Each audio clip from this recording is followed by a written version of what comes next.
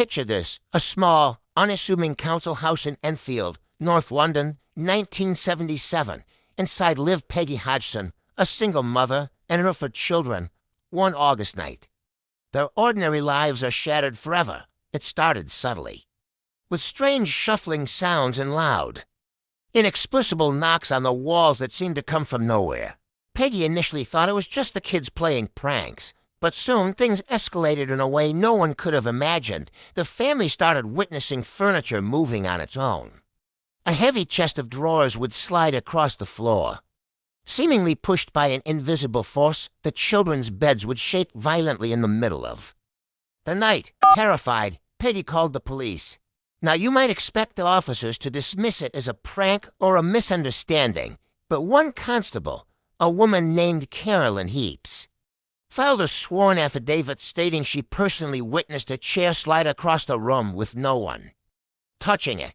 This wasn't just a family's wild story anymore. It had an official witness.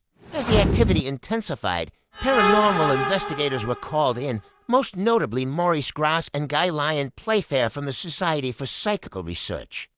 What they documented over the next 18 months would become one of the most famous and controversial paranormal cases in history.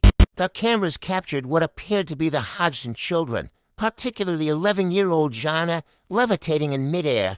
These photos, while grainy and of their time, are still chilling to look at today. You see a young girl, mid-jump or perhaps mid-flight. Her face contorted in what looks like a mix of fear and pain. But the most disturbing phenomenon was the voice. A deep, gruff, and gravelly voice began to speak through Jana. It claimed to be a man named Bill Wilkins, who had supposedly died in the house years earlier. The voice was recorded on tape. It's truly unsettling to hear this old man's voice coming from a little girl. It would curse, tell stories of its death, and interact with the investigators.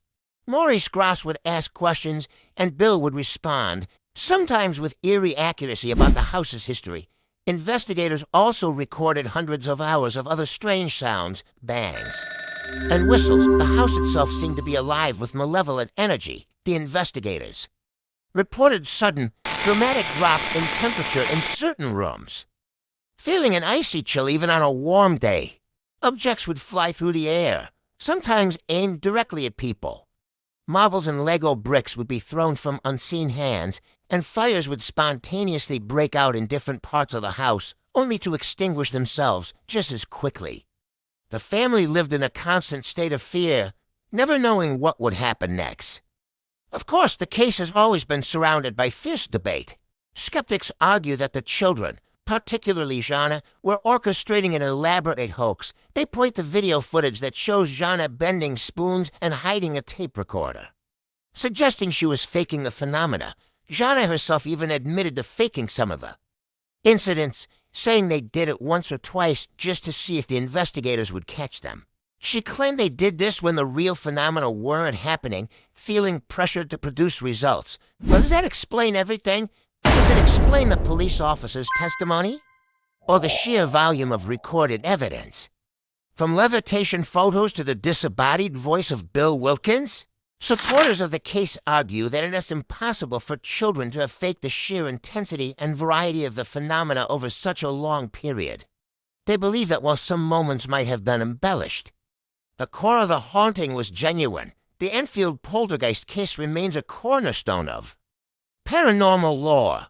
It has inspired books, documentaries, and even major Hollywood films like The Conjuring 2. To this day, people are divided. Was it a terrifying, genuine haunting that tormented a family for years?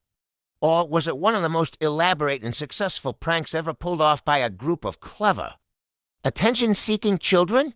The truth, like the source of those first knocks on the wall, remains shrouded in mystery. What do you think really happened in that small house in Enfield? Let me know your theories in the comments below. Thanks for watching. And if you enjoyed this dive into the unknown, be sure to like and subscribe for more strange stories.